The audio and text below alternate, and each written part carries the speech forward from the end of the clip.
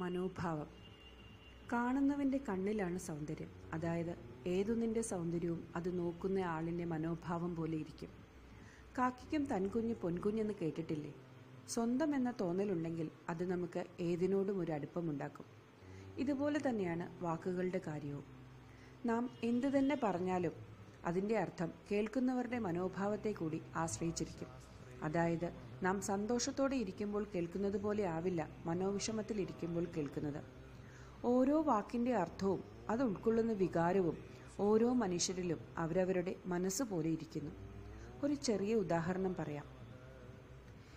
എന്നാലും അമ്മ അങ്ങനെ എന്നോട് പറഞ്ഞല്ലോ.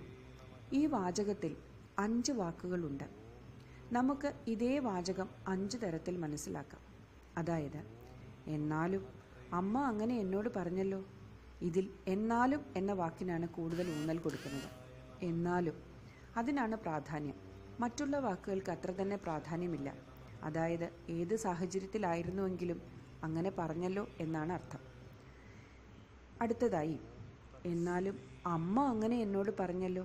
ഇതിൽ അമ്മ പറഞ്ഞതിലാണ് കാര്യം. മറ്റൊരാളായിരുന്നെങ്കിൽ കുഴപ്പമില്ല എന്നർത്ഥം വരുന്നു. മൂന്നാമതായി എന്നാലും അമ്മ അങ്ങനെ എന്നോട് പറഞ്ഞല്ലോ.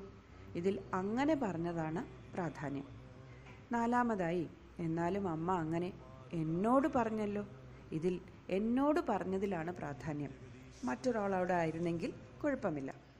അഞ്ചാമതായി എന്നാലും അമ്മ അങ്ങനെ എന്നോട് പറഞ്ഞല്ലോ.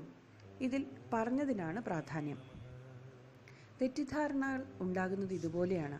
നമ്മുടെ മനോഭാവത്തിന് നമ്മുടെ സ്വഭാവവുമായി ബന്ധമുണ്ട്. തെറ്റിദ്ധാരണകൾ ഉണ്ടാകുന്ന രീതിയിൽ സംസാരിക്കുകയോ മറ്റുള്ളവരെ തെറ്റിദ്ധരിക്കുകയോ ചെയ്യാതിരിക്കുക. എല്ലാറ്റിലും നന്മ കാണുക.